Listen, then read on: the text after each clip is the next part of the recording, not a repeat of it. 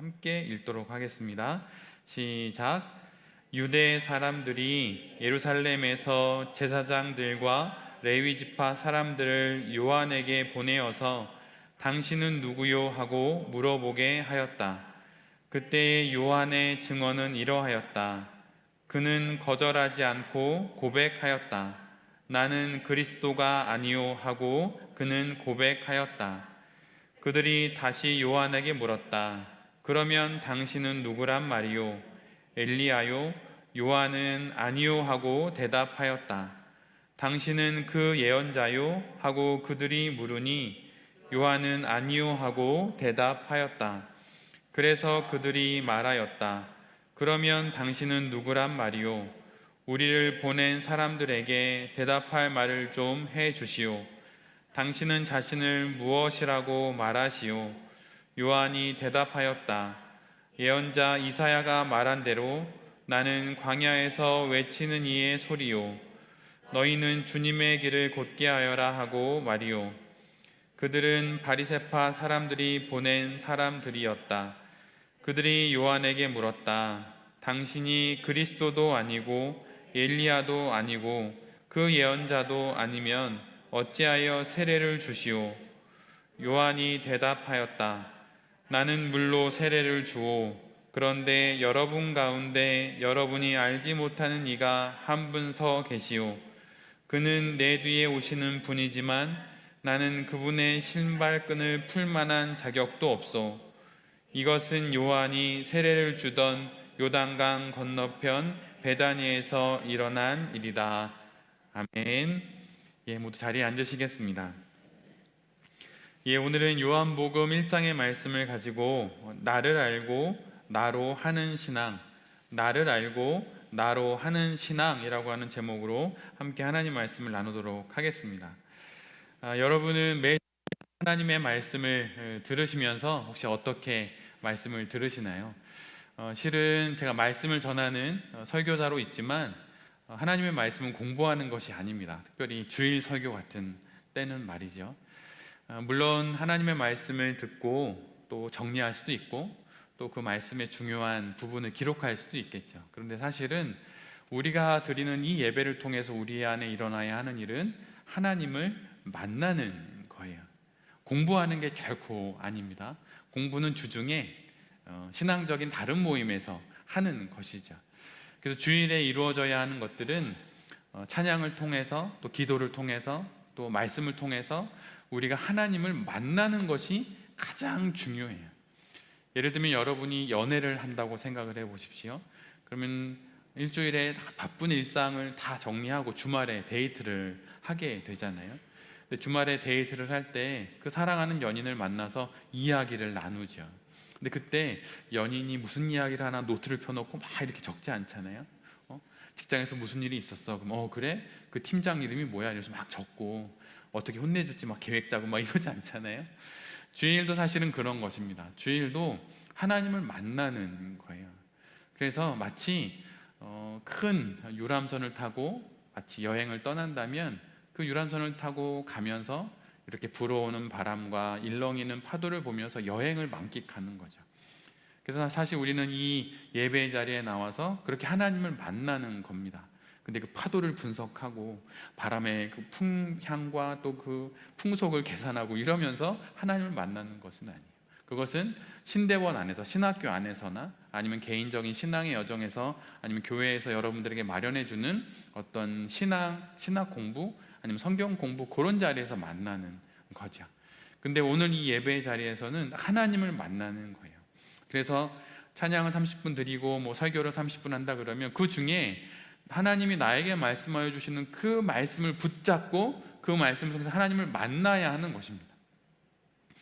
그렇게 하나님 만날 때 그 기쁨을 안고 다시 저 예배당 문을 나아가서 세상을 살면서 또 주중에 큐티를 통해 하나님을 만나면서 그렇게 또 한 주를 사는 거죠. 그게 바로 인생을 사는 겁니다. 신앙으로 사는 거예요. 그래서 만약 결혼을 하거나 연애를 하면서 1년, 2년, 3년 그 과정을 지나면서 서로에게 익숙해지고 또 서로를 알고 또 서로를 사랑하기도 하고 또 사랑을 넘어서 그를 한없이 연민해 주기도 하고 그 대신 내가 죽어줄 수도 있고, 이렇게 되는 것이 그게 우리의 삶의 여정에 나타나는데, 신앙도 그런 거예요.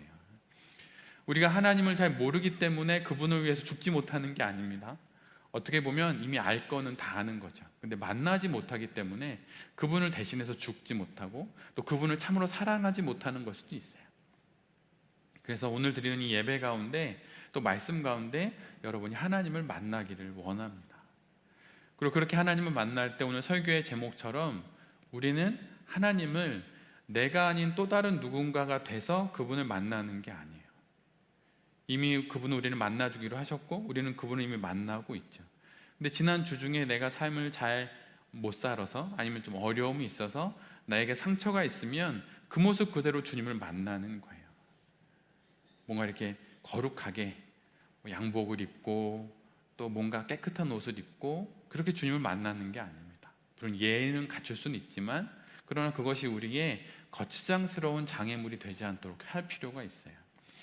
제가 예전에 다녔던 저의 모교회는 예배당에 들어가면 예배당이 4줄이 있었는데, 부부가 같이 예배당에 오더라도 부부가 예배당을 딱 들어서는 순간 남편은 왼쪽, 아내는 오른쪽 이렇게 갈라서서 앉았어요. 그리고 예배를 드렸습니다. 그리고 언제나 교회에 오는 장로님들과 집사님들, 권사님들의 항상 옷은 약간 어두운 검은색의 정장이었죠. 물론 그게 그 당시에는 유익합니다. 근데 여러분, 신앙은 지나가면서 점점 깊어지는 거예요. 여전히 그런 신앙에 머물러서는 안 됩니다. 우리 각자는 다른 신앙의 여정을 지나고 있어요. 실은 하나님 앞에 높낮이가 있다는 게 아니라 그 길이 조금씩 다르다는 거죠. 근데 이렇게 함께 모여서 신앙생활을 했다가 흩어져서 일주일을 살고 다시 또 모이고, 이러면서 나만이 걸어야 하고 나만이 걸을 수 있는 신앙의 여정을 걷는 겁니다. 내가 겪고 있는 그 사건을 또 다른 성도는 겪지 않을 수 있잖아요. 또 근데 그 성도는 또 다른 사건으로 하나님을 만나며 신앙의 여정을 걸어가는 거죠. 그러기에 우리가 찬양을 드리거나 말씀을 들을 때 그때 우리 가운데 일어나야 하는 일들은 하나님을 그냥 있는 모습 그대로 만난다는 거예요. 무엇인가 더 치장을 하고 가장을 하고 무엇인가 좀 해오던 대로 만나는 게 아니라, 오늘 지금 있는 이 모습 그대로 주님을 만나는 거죠. 여러분은 세례 요한의 삶을 보면서 어떤 생각이 드시나요? 그는 참으로 하나님 앞에 신실했지만 한 개인으로서의 그의 인생은 좀 힘든 인생이라고 볼 수 있죠. 광야에 살면서 털옷을 입고 메뚜기와 석청을 먹어가며 그렇게 인생을 삽니다. 말 그대로 그는 그냥 소리에 지나지 않은 인생을 살아요. 그러면 그렇게 목청껏 소리를 높였으면 그의 인생이 마지막엔 좀 화려해야 되지 않을까요?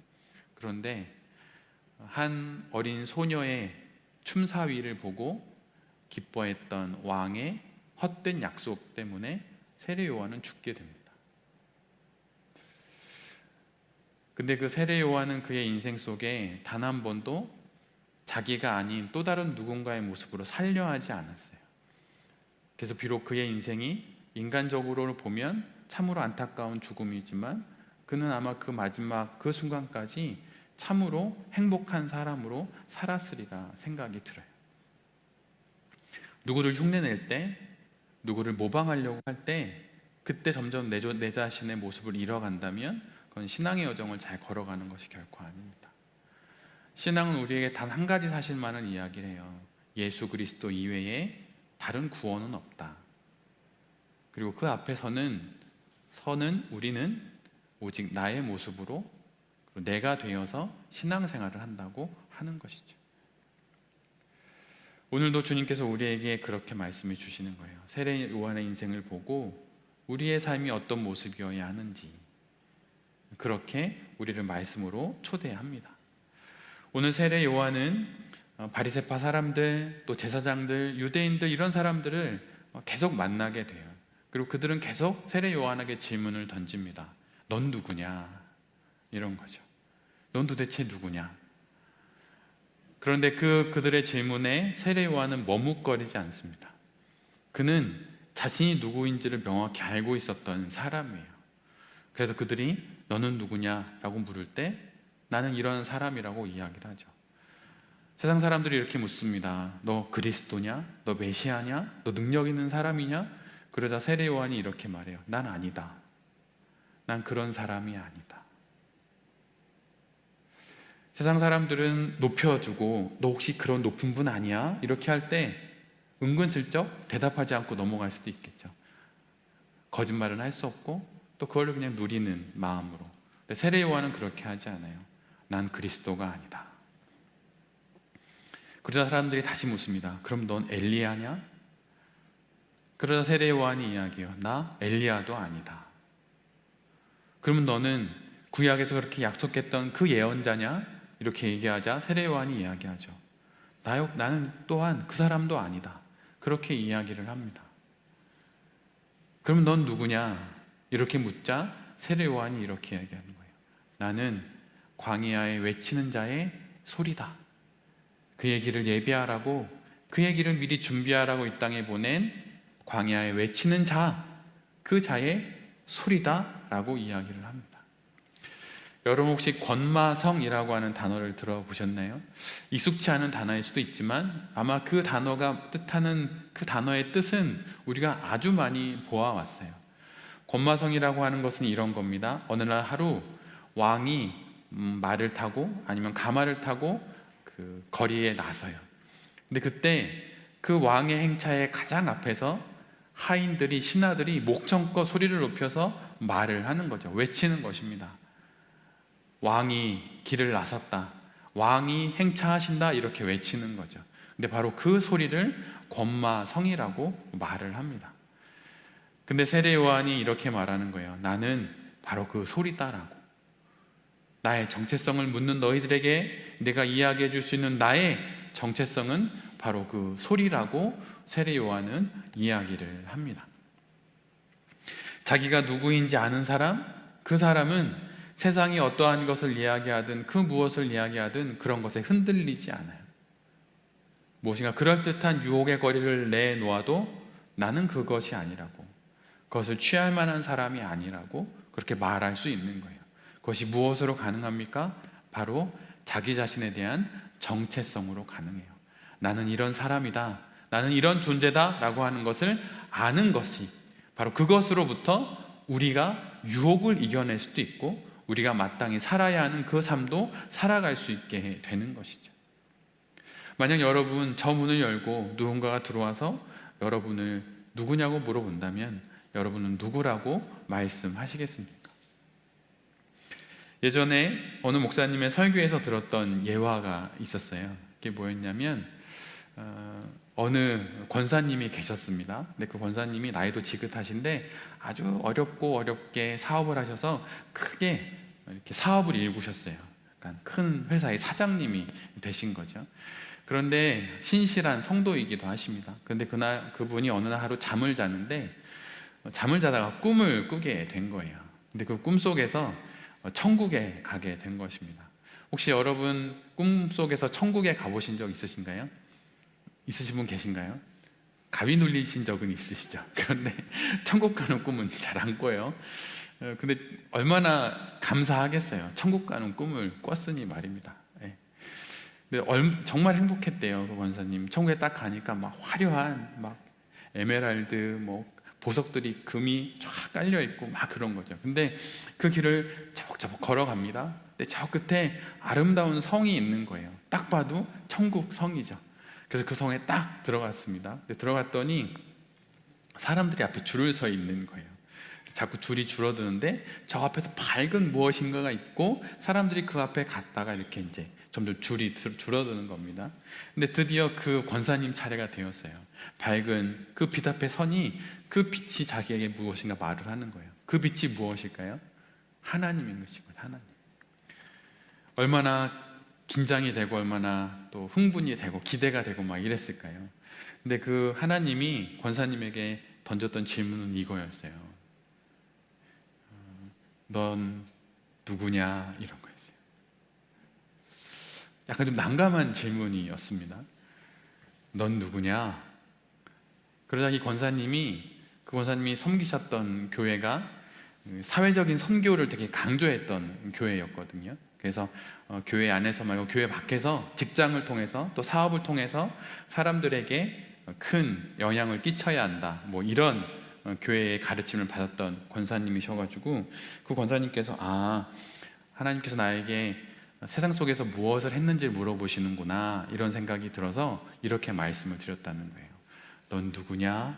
이러자 전 이런 회사의 사장입니다, 이렇게 말씀드렸죠. 그랬더니 하나님께서 그러냐, 그렇구나.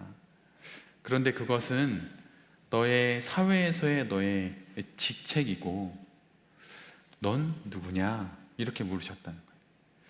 그래서 그 순간 권사님이 주님이 주신 첫 번째 교회인 가정, 그 가정이 중요하다는 것을 배웠으니 가정에서의 나의 역할을 말씀하시나, 이런 생각이 들어서 이렇게 말씀했다는 거예요.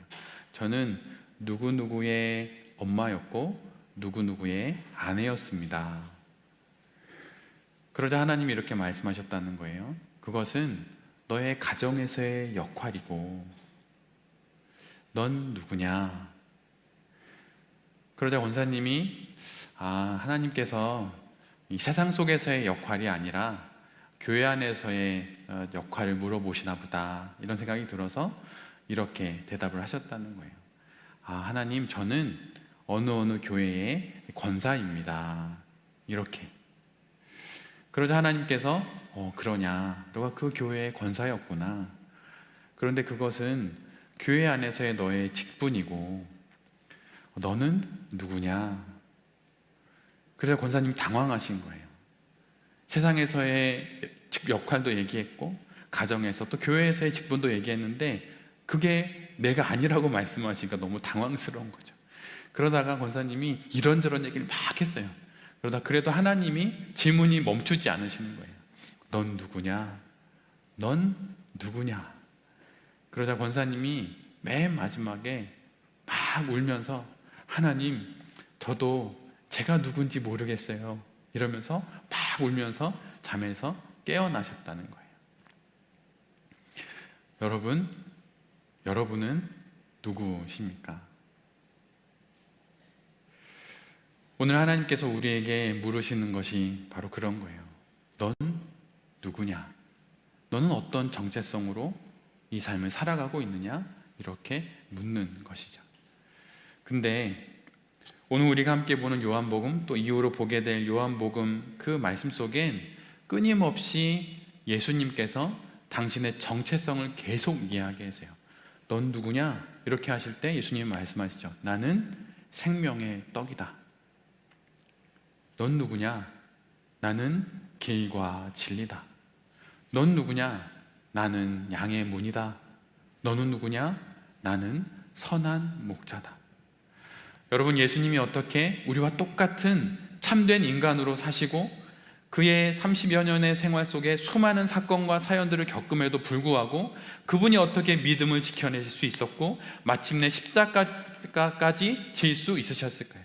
그것은 그분이 바로 이 질문에 대한 대답을 갖고 계셨기 때문이에요. 넌 누구냐? 이 질문에 그분은 나는 누구다? 라고 말할 수 있는 그 답이 있으셨기에 그 수많은 시련 앞에서도 수많은 고난 가운데서도 주님이 그 삶을 살아갈 수 있었던 것입니다. 우리가 우리에게 다가오는 수많은 고난과 시련 앞에서 좌절하고 눈물을 흘리며 슬퍼하면서 그 자리를 벗어나지 못하는 이유는 단 하나예요. 내가 누구인지 모르기 때문입니다. 만약 내가 누구인지 안다면, 내가 어떤 존재인지 안다면 여러분 그 시련을 지나갈 수 있는 거예요. 내가 누구냐라고 묻는 그 시련과 고난 앞에서, 그 환난 앞에서, 그 슬픔 앞에서 나는 바로 이러한 사람이다 라고 고백할 수 있다면 그 고백으로 그 시련의 고개들을 넘어갈 수 있는 것입니다. 내가 누구인지도 모르고 신앙생활을 하며, 내가 누구인지도 모르고 돈을 벌고, 내가 누구인지도 모르고 믿고, 내가 누구인지도 모르고 그 환난 앞에 서니 그 환난과 시련 앞에 내가 무너지게 되는 거예요. 그런데 내가 누구인지 안다면 우리가 그 시련을 지나갈 수 있는 것입니다. 성경이 우리에게 말하는 것은 단 하나예요. 너가 누구인지 알라는 거죠. 그리고 그 질문 앞에 하나님은 먼저 우리에게 대답해 주세요. 너는 내가 누구인지를 먼저 알아야 한다고. 하나님, 당신은 누구이십니까? 모세가 하나님께 던졌던 질문이죠. 근데 그 질문 앞에 하나님은 대답을 하셨어요. 나는 스스로 있는 자다. I am who I am. 나는 나다. 바로 이것이죠. 나는 나다. 바로 하나님의 그 대답 앞에 내가 설 때에, 그리고 그로 말미암아 내가 누구인지 알 때에 비로소 우리가 우리의 인생을 살아갈 수 있는 거예요. 여러분은 왜 예수님을 믿으십니까? 자유하기 위해 믿는 거예요. 자유가 무엇입니까? 스스로 내 안으로 말미암아 살아가는 것이 바로 자유예요. 스스로 자자에다가 말미암을 유자예요. 내 스스로 내 안으로 말미암아서 살아가는 것, 바로 그것이 자유입니다. 그러면 내가 내 스스로 말미암는 그것을 우리가 무엇으로, 어디에서 발견할 수 있는 것인가요? 그건 하나님 앞에서 발견하는 거예요. 그래서 하나님을 믿고 하나님 앞에서 참으로 자유할 때, 그때 정말 나답게 살아갈 수 있는 것입니다. 예전에 시우리가 저에게 이런 편지를 썼어요. 시우라, 이 얘기를 할게. 어제 이야기한다는 것을 깜빡 잊고 얘기를 안 했는데, 시우리가 썼던 자그마한 엽서가 저에게 있습니다. 제 가방에 가지고 다녀요. 그런데 이 시우리가 이거를 썼던 나이대가 8살쯤이었어요. 8살 전후. 근데 시우리가 이걸 써서 저에게 주었습니다. 여러분 한번 들어보세요. 시우리가 썼던 이 글에는 다 질문만 있어요. 첫 번째 질문은 이것입니다. 나는 누구인가? 내가 잘 살고 있는 것일까? 이 8살짜리가 쓴 글이에요. 두 번째 질문은 이거예요. 내가 죽으면 진짜 하나님을 볼 수 있을까? 세 번째 질문은 이것입니다. 하나님이 있을까? 네 번째 질문은 이것입니다. 지옥에 가면 어쩌지? 나 죽으면 천국 갈까? 엄마 아빠가 죽으면 어떻게 해야 할까? 그리고 그 옆에 네모난 박스로 너무 고민, 이렇게 적어놨어요. 여러분, 그런데 8살 전후거든요. 한글을 이제 띄고 글을 쓰기 시작했을 때 삐뚤빼뚤 쓴 겁니다. 근데 여러분, 이 질문과 이 고민들이 8살짜리에게만 있는 고민일까요? 80이 되신 분들에게도 있는 고민이에요. 모든 인생, 어리든 아니면 나이를 지긋하게 먹었든 상관없이 모든 사람들이 갖는 질문입니다. 나는 누구인가? 나는 어디서 와서 무엇을 하다가 어디로 가는 것인가? 하나님은 계실까? 천국은 있을까? 지옥에 가면 어떻게 하지? 내가 그렇게 신뢰하고 의지했던 그분이, 그 부모님들이 만약 사라진다면 난 어떻게 살지?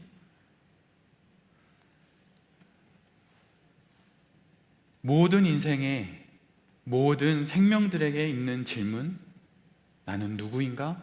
바로 이 질문에 하나님은 우리가 신앙으로 답하기를 원하십니다. 그리고 그 답을 가질 때 우리는 비로소 우리의 인생을 온전히 살아갈 수 있게 되는 것이죠. 요한복음은 처음부터 끝까지 우리에게 계속 그런 이야기를 하는 거예요. 하나님은 누구다, 하나님은 누구다, 하나님은 누구다.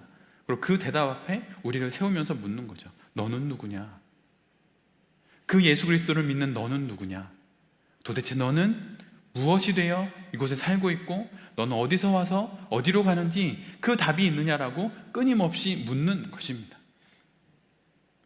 우리가 오늘 이곳에 와서 하나님을 예배하며 하나님을 만나며 우리 안에 가져야 하는 오늘의 답이 있다면, 그것은 바로 내가 누구인지를 참으로 아는 거예요. 그리고 내가 어디서 왔고, 그리고 무엇을 하다 어디로 가는지를 아는 것입니다. 그것을 알면 지금 겪고 있는 그 과정 속의 여러 가지 시련과 어려움도 모두 다 지나갈 수 있어요. 요한복음 8장 14절에 보면 이런 말씀이 있어요. 예수님께서 당신이 말하는 모든 것은 참으로 옳고 참으로 바르다는 말씀을 하십니다. 근데 그 이야기를 들은 바리새인들과 주변의 유대인들이 그것은 믿을 수 없다고 말해요. 근데 그때 예수님께서 너희들이 내가 하고 있는 이 말을 믿어야 한다라고 말씀하시며 내뱉으시는 그분의 그 증거의 말씀이 요한복음 8장 말씀이에요. 그분이 이렇게 말씀하십니다. 세번역 성경으로 읽어드리면 다음과 같아요. 비록 내가 내 자신에 대해 증언할지라도 내 증언은 참으로 참되고 참으로 진실하다. 내가 내 입으로 나를 증언하지만 내가 그런다 할지라도 이것은 참되고 참으로 진실하다, 이렇게 말씀하세요. 그리고 그 뒤에 이렇게 이유를 말씀하십니다. 왜냐하면 나는 내가 어디서 와서 어디로 가는지를 알기 때문이다. 예수님께서 이렇게 말씀하시는 것입니다. 내가 말하는 모든 것은 참으로 참되고 참으로 진실하다. 왜인지 아느냐? 그것은 바로 나는 내가 누구인지 알기 때문이다라고 말씀하시기 때문이에요.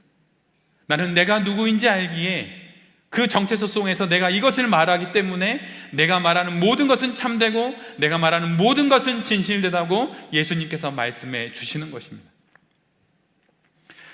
우리가 그 예수 그리스도를 믿는다고 하는 것, 그분의 말씀과 그분의 모든 삶을 진실이고 진리고 생명이라고 말할 수 있는 건 바로 그분이 어디서 왔고 어디서 가는지를 아시는 분이기 때문이에요. 그리고 그분 앞에 우리 역시 우리의 인생을 내가 어디서 왔고 어디로 가는지를 알게 될 때 우리의 모든 삶의 모든 것들이 참으로 진실될 수 있는 거예요. 여러분은 여러분의 신앙생활을 누구로 하십니까? 만약 제가 저의 신앙생활을 목사로 한다면 저는 실패한 사람이에요. 실패한 성도예요.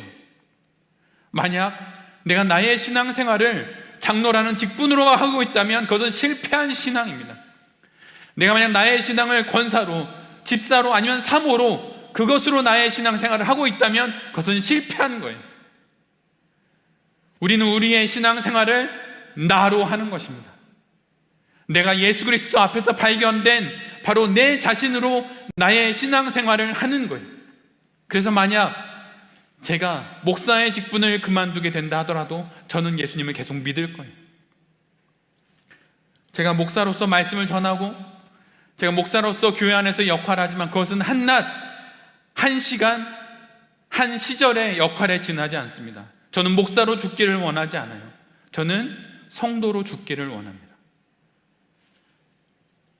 성도들의 장례식을 집례하다 보면 성도들의 묘비에 이렇게 성도의 이름 앞에 이렇게 붙어요. 성도 누구. 저는 저의 묘비 앞에 목사라는 직분이 붙지 않기를 원합니다. 성도 거룩한 무리, 성도 안신권, 이 이름으로 제 묘비에 그렇게 기록되기를 원해요. 왜냐하면 그것이 나의 처음이자 마지막이고 영원한 저의 정체성이기 때문이에요. 그러기에 교회에 와서 목사라고, 교회에 와서 장로라고, 권사라고, 집사라고, 사모라고 그렇게 역할과 기능을 감당할 수는 있지만 그것이 끝난 이후에 단 아래 내려온 이후에 그는 한 명의 성도에 지나지 않은 것입니다. 우리가 이 예배 가운데 수많은 기능과 역할을 감당하면서 잠시 그 부분을 맡지만 그 기능이 끝난 이후로는 우리 모두는 하나님을 성도로 만나는 거예요. 나로서 하나님을 만나는 것입니다. 여러분은 신앙생활을 하면 할수록 혹시 여러분이 누구인지를 잘 모르시겠습니까?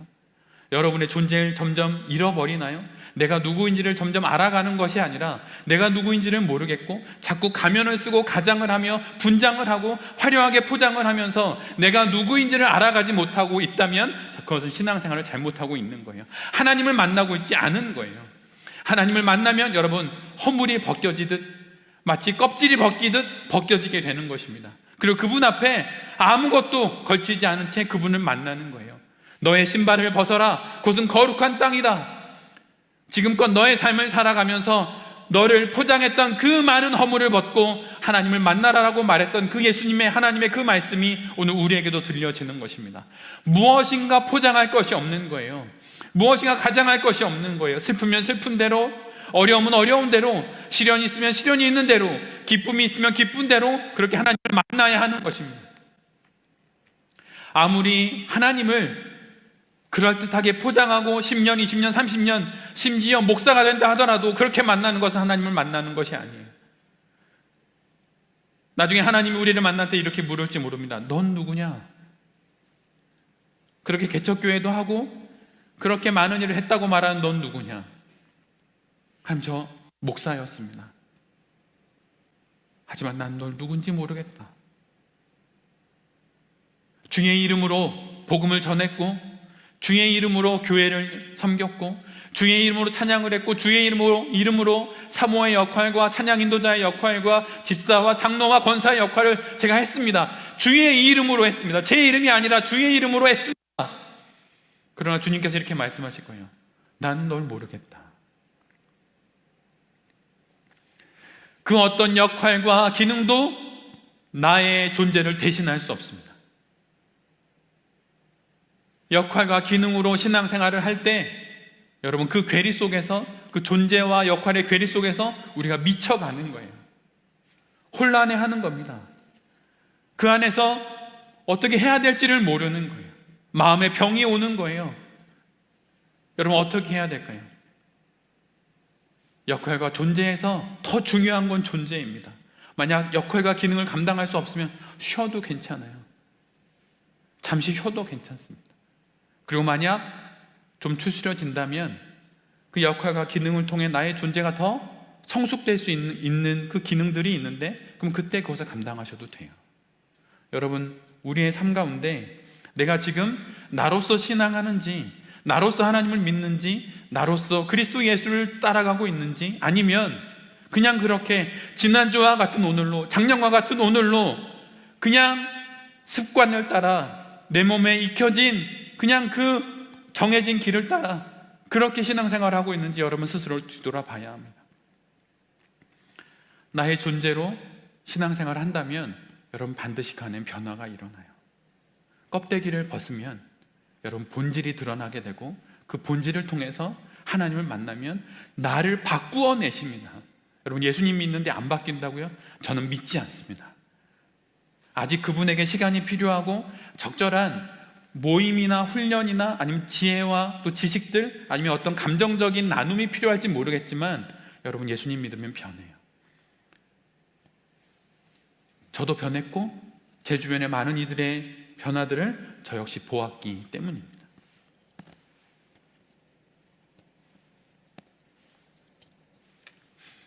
그런데 그 변화가 무엇으로부터 시작되는 것입니까?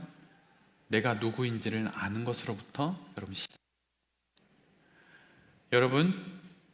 여러분의 신앙 가운데, 신앙의 여정 가운데 내가 누구인지를 더 많이 알아가는지, 아니면 점점 나를 잃어가고 점점 나를 포장하고 점점 가장하고 있는지, 여러분, 그렇게 해서는 하나님을 만날 수 없고, 그렇게 만난 하나님은 여전히 우리를 보며 눈물을 흘리실 거예요. 너 그런 거 아니지 않냐? 너 사실은 지금 겪고 있는 아픔과 시련이 그건데 왜 그거 나한테 말하지 않냐? 언제 한번 자유롭게 너답게 너로 말미암아서 살아가는 그 삶을 살면서 나를 예배할 것이냐라고 주님께서 우리에게 물으시는 거예요.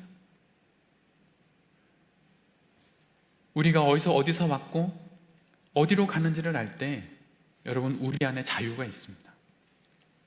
그리고 그것으로 신앙을 할 때 우리가 변화되는 거예요. 고갱이라고 하는 화가가 있죠. 저는 그림을 잘 모릅니다. 근데 그림을 잘 모르지만 예술하는 사람들이 가지고 있는 그 예술적 감수성이 하나님을 믿는데 참 도움이 된다는 생각은 정말 많이 해요. 왜냐하면 그들은 보이지 않는 것을 보이게 하고, 다른 사람이 듣지 못했던 걸 들어서 그것을 세상에 들려주는 사람들이기 때문이죠. 우리는 보이지 않는 것을 믿는 사람들입니다.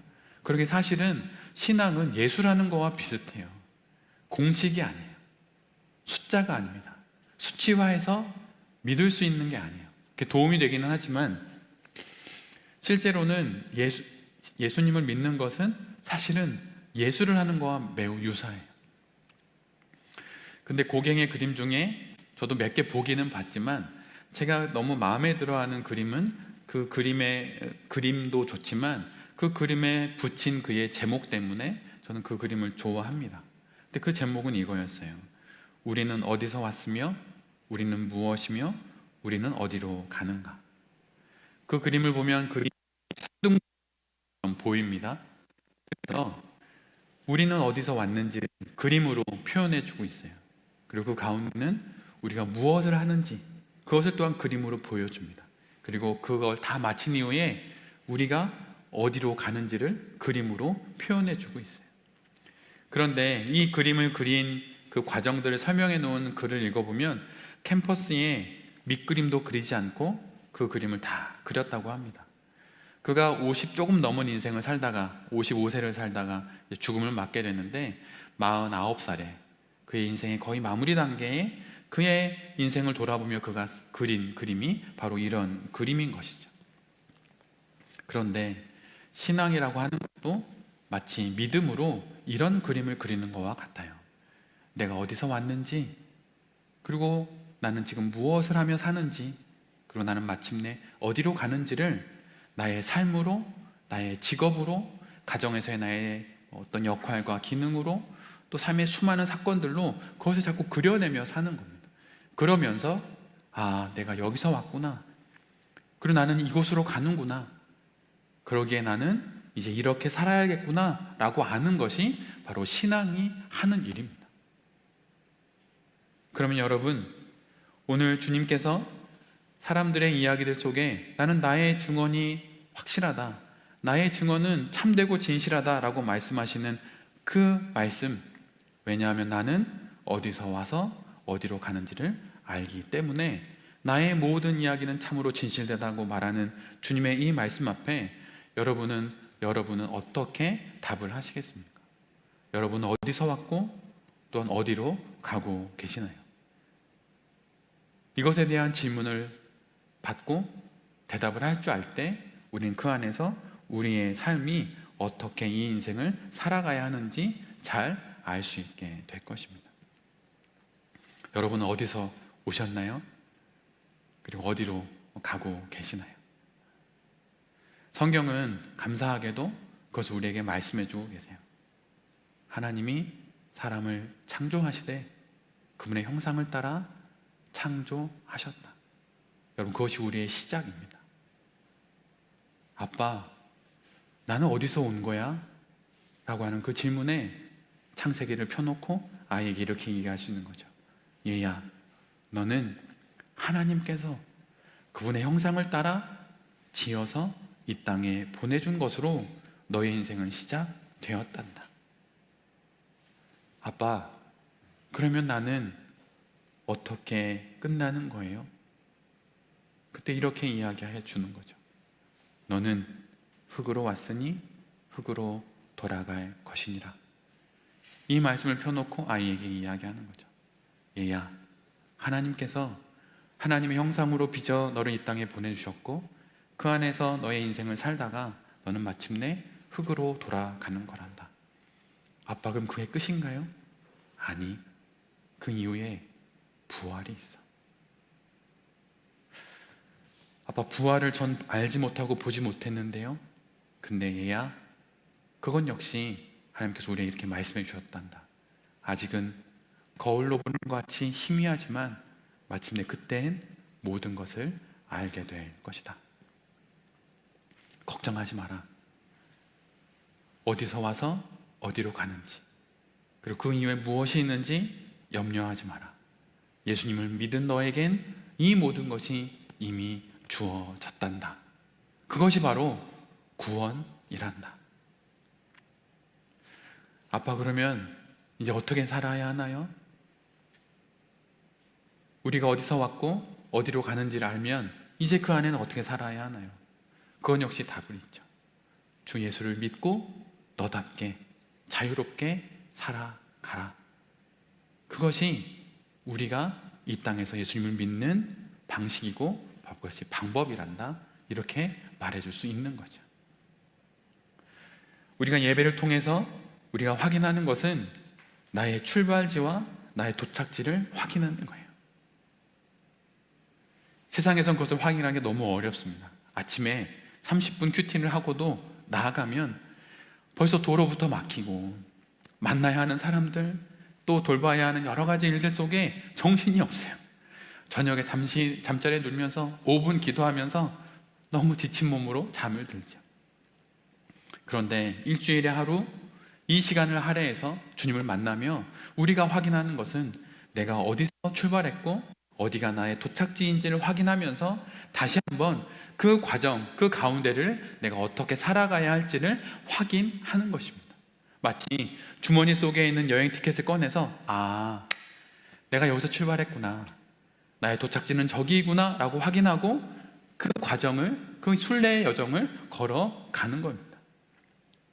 그래, 나는 어찌되었든 반드시 도착할 것이니 이 여정을 힘내서 누구 흉내내지 않고 누구 따라하지 않고 나만의 모습으로 나답게 나만이 살 수 있고 나만이 살아야 하는 그 인생을 그렇게 내가 하나님 앞에 살겠다라고 다시 한번 결심하며 이 예배의 문을 열고, 예배당의 문을 열고 세상 속으로 나가는 거예요. 오늘도 주님께서 우리에게 그것을 말씀해 주시는 거예요. 여러분, 이 시대에 성도들이 풀어야 할 여러 문제들이 있지만 여러분, 가장 큰 문제가 무엇이라고 생각하십니까? 저는 개인적으로는 불안이라고 생각해요. 만나는 분들마다 불안이 없는 분이 없어요. 목회자든 사모든 장로든 권사든 집사든 청년이든 유초등부 아이들이든 이 시대, 특별히 한국 사회에서 인생을 살아가야 하는 우리에게 가장 필요한 것은 불안을 해결하는 일입니다. 그런데 사실 한국뿐만이 아니라 외국도 그래요. 불안, 이것이 온 인류가 이 시대의 성도들이 풀어야 할 가장 큰 문제라고 저는 생각합니다. 불안하기 때문에 불신이 생겨요. 그 사람도 못 믿겠고 이 상황도 못 믿겠고 그리고 나도 못 믿겠는 거예요. 그러기에 불안하니 불신은 커지고 또 불신이 커지니 불안은 점점 가중되는 것이죠. 그러면서 마음의 병이 와요. 내 마음의 병은 내 안에 있는 나만의 병이니까 아무도 모를 것 같잖아요. 근데 여러분, 그렇지가 않아요. 마음의 병은 관계를 깨는 것으로 나타납니다. 제일 먼저 어떤 관계를 깨는 걸까요? 가까운 사람의 관계부터 깨요. 그러다 종국에는 주변에 많은 사람들과의 관계가 계속 깨어지다가 나중에는 그런 모든 것을 초래하는 내 자신의 모습을 보면서 내 자신과의 관계마저 깨어집니다. 그래서 수습이 안 되는 거예요. 그래서 어느 신부님은 이런 이야기를 했어요. 이 시대에는 화해가 필요하다. 그런데 그 어떤 화해보다 먼저 필요한 화해는 자기 자신과의 화해라고 하는 거예요. 여러분이 겪고 내 자신이 지금까지 겪어왔던 수많은 일들은 여러분 이미 지난 일입니다. 그 지난 일을 지금 되뇌인다고 하는 것은 다시 그 사건 속으로 들어가서 그 가운데서 헤매는 것 뿐이에요. 그런데 여러분, 우리의 인생은 그 사건 앞에서 살아갈 때 마치 물살을 헤쳐나가는 그 뱃머리처럼 그렇게 헤쳐나갈 때 그 사건들은 나의 등 뒤에서 저 멀리 멀어져 가게 되는 것이죠. 근데 언제 그 일이 일어나야 하는 것일까요? 그것은 바로 예배 안에서 우리가 하나님을 만날 때 일어나는 일들입니다. 여러분, 불안해하지 마십시오. 불안할 수는 있지만 그것이 불신까지 다다라서 마음의 병이 되고 관계를 깨서 마침내 다른 사람들뿐만 아니라 내 자신도 수용해주지 못하는 지경까지 가서는 결코 안 되는 거예요. 하나님이 괜찮다, 그 정도면 충분하다 말씀하는데 무엇을 더 우리가 갖추어야 하겠습니까? 내 모습 이대로 주님이 받아주신다 하는데 여러분, 무엇을 더 가꾸며 주님께 나아가겠어요? 있는 모습 그대로 주님 앞에 나아갈 때 그것으로부터 우리의 마음의 병도, 영혼의 공고함도, 그리고 눈앞에 펼쳐지는 여러 사건들도 하나씩 해결되어 가게 되어 있습니다. 여러분, 그곳 아니어도 살아갈 수 있는 곳은 많이 있어요. 그리고 그 일 아니어도 여러분, 더 많은 좋은 일들이 우리 앞에 있습니다. 그 사건에 여러분 집중되지 마시고 그 일들에 마음을 모으지 마십시오. 하나님을 볼 때 여러분, 그때 비로소 우리가 우리의 인생을 나답게 살아갈 수 있어요. 어제 저녁 잠이 너무 안 와서 새벽 1시 반까지 기도가 적혀있는 기도책 중에 한 권인 그 기도문을 읽었습니다. 근데 그 기도문에 이런 문구가 있었어요. 하나님을 가까이 하면 우리는 하늘 높이 비상할 것이고, 하나님을 멀리하면 멀리할수록 우리는 추락하게 될 것입니다. 하나님은 우리가 무엇인가 치장을 하고 가장하고 나오기를 원하지 않으세요. 그냥 하나님을 가까이 하기만을 원하십니다. 그래, 가까이 할 때 우리는 마침내 내가 살고 싶은 그 삶을 하나님 앞에서 살아내는 그런 비상하는 인생을 살아가게 될 거예요. 근데 하나님을 멀리하면 멀리할수록 우리는 점점 땅으로 추락하게 되는 것이죠. 우리의 정체성은 오직 하나님 앞에서만 확인할 수 있습니다. 그리고 그 정체성 속에서 우리는 마침내 나답게 살 수 있고, 그리고 나답게 살아가면서 비상하게 되는 거예요. 하나님을 믿는 것, 여러분, 그것은 참으로 좋은 것이고, 그것을 통해 우리는 우리의 인생을 참으로 온전하게 살아갈 수 있게 됩니다. 여러분, 여기 있는 우리 모두가 하나님 앞에서 그런 인생을 살아갈 수 있기를 간절히 빕니다. 내가 누구인지를 하나님 앞에서 확인하고, 또 그것을 확인한 이후에 나만이 살아야 하는 그 인생을 살아가고 신앙함으로 하나님 앞에서 높이, 더 높이 그렇게 올라가며 살아가는 그런 인생이 되기를 정말 바랍니다. 여러분, 만약에 여러분의 인생이 오늘 정말 끝난다면, 하나님이 여러분을 부르신다면 여러분 무엇이 가장 아쉬우시겠어요? 그것 있으시죠? 그럼 그것 하나님 앞에서 하십시오. 하나님은 결코 우리를 요만한 규격된 정육면체 틀에다가 쑤셔 넣는 분이 결코 아니세요. 한번 살아보라고, 한번 꿈꿔보라고, 한번 너가 정말 살고 싶은 그 인생을 내 앞에서 마음껏 살아보라고 그렇게 해주시는 분입니다. 어렸을 때는 이렇게 손잡고 다니지만 크면 마음껏 뛰어놀아, 더 크면 바다 건너 저 먼 세상까지 한번 구경하며 너의 인생을 살아보렴 라고 말하는 게 부모의 마음입니다. 하나님의 마음도 동일해요. 예배 드렸으니 이제 6일 동안 살아가는 그 세상 속에서 마음껏 살아라. 너답게 흉내내지 말고, 누구 쫓아하지 말고 너답게 그렇게 마음껏 살아라 라고 주님께서 우리를 그렇게 응원해 주시는 거예요. 오늘도 주님의 그 응원 앞에서 다시 한번 힘을 내어서 나만이 살 수 있고 나만이 살아야 하는 그 아름다운 인생을 모든 사건과 사연을 넘어서 잘 살아내시는 모든 성도님들과 또 이 말씀을 전하는 제 자신이 될 수 있기를 간절히, 정말 간절히 기도드립니다. 아멘.